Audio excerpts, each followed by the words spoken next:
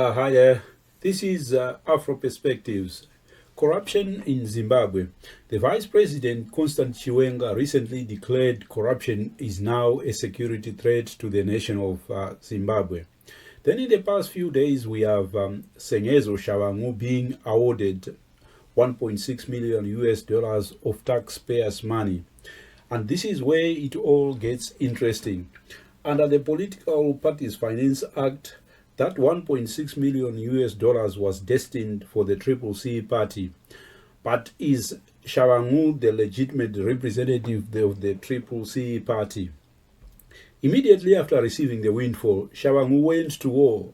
He fired interim leader Welshman Ncube, and this was challenged by Willias Madzimure, Information and Publicity Secretary for the CCC, who claimed that Tshabangu had no such authority to fire Welshman Ncube. Jameson, Timba and Promise Mkwanazi, representing the other two factions of the CCC, have also written to Ziyambi Ziyambi, the Minister of Justice, both claiming that the money should have been deposited into their respective bank accounts. That dispute aside, Tshabangu is the only person with access to the CCC bank account with the CBZ Borrowdale branch. So what that means is that the 1.6 million US dollars is under the sole control of Sengezo Tshabangu. This is now effectively a personal gift to Tshabangu rather than funds meant for the official opposition in parliament. This deal stinks to high heavens. It's corruption on a grand scale. Wicknell gets awarded tenders under dubious circumstances. Now we have Tshabangu rewarded for effectively destroying the opposition. The CCC run by Tshabangu cannot claim to be the official opposition. Tshabangu is doing Zanu PF's dirty work. He claims he is not. I'm not Zanu PF. And for anybody to call anyone who has got a different view as Zanu PF, it doesn't start with me. However, he has made several appearances on ZBC TV and he has been given more than 20 minutes of airtime. Nelson Chamisa and Morgan Tsvangirai, both of them who were representing the official opposition, have never been given that sort of a platform on national television. Tshabangu declares he is now walking in Joshua Nkomo's footsteps. He has even adopted the famous walking stick that was wielded by Joshua Nkomo, and on visits to rural Matabeleland he has been wearing traditional coarse dress reserved for a chief and enjoys being called Nkosi. He even goes as far as claiming to be Hebo Chitepo's political heir. Tshabangu is obviously enjoying the limelight. He is admired by figures such as Mabel Chinomona, the Senate President. He has been pictured meeting with Emerson Mnangagwa and is bowing his head. Tshabangu is pictured with Zanu PF politicians smiling and at home. He attends Zanu PF meetings. Surely that is not the behavior of someone who is in opposition. That is not the behavior of someone with an independent political base. Tshabangu is simply behaving in the true style of a bootlicker, a cheap praise singer. Psychophans from Zanu PF have labeled Tshabangu's bootlicking progressive politics.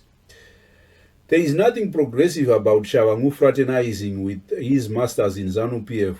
It's betrayal to the aspirations of the millions who voted for a genuine opposition.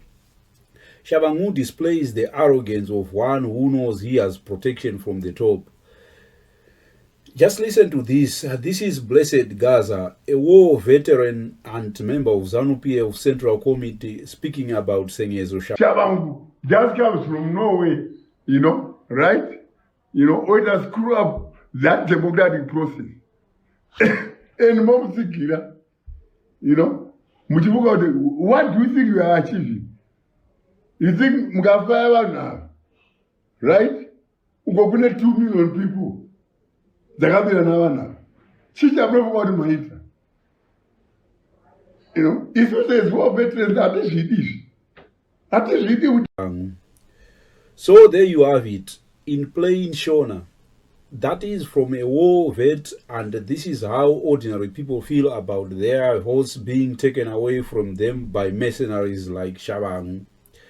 Tshabangu is part of the Zanu PF plan to turn the clocks back, with Tshabangu having handed over opposition MPs to Zanu PF. Zimbabwe is effectively a one-party dictatorship. For having accomplished such a task, Tshabangu is given a cool $1.6 million US. I have immense admiration for Welshman Ncube. After Tshabangu's recall of CCC MPs and his sabotage of the opposition, why then does Welshman Ncube then go ahead and assume the presidency of the CCC, which for all intents and purposes is a captured party, a party tainted by infiltration? It's not that Welshman Ncube is not aware that the CCC with Tshabangu as its Secretary General is compromised. He knows it. This is Welshman Ncube talking in 2023 about the Secret Service, the Central Intelligence Organization, infiltrating the opposition. There is always infiltration. There is always infiltration. Right? Which is why you have counterintelligence, you have military intelligence. Now that you almost have direct military rule, which all soldiers, all militaries believe in, that you must always be one step ahead. Ncube is aware of these Zanu PF tactics and the Zanu PF plans to destroy the opposition. Why does he pretend that Tshabangu is genuine? Why does he even pretend that he is not aware of Tshabangu working for Zanu PF? Gift Ostalos claimed that the CCC, as it was under Chamisa, did not know Tshabangu, labeling him an imposter. Yet Tendai BT appointed Sengezo Tshabangu deputy national organizer way back in 2015.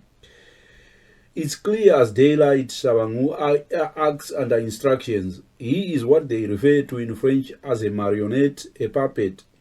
Working in hand in glove with Tshabangu exposes Welshman Ncube to the accusations of sabotaging the democratic project.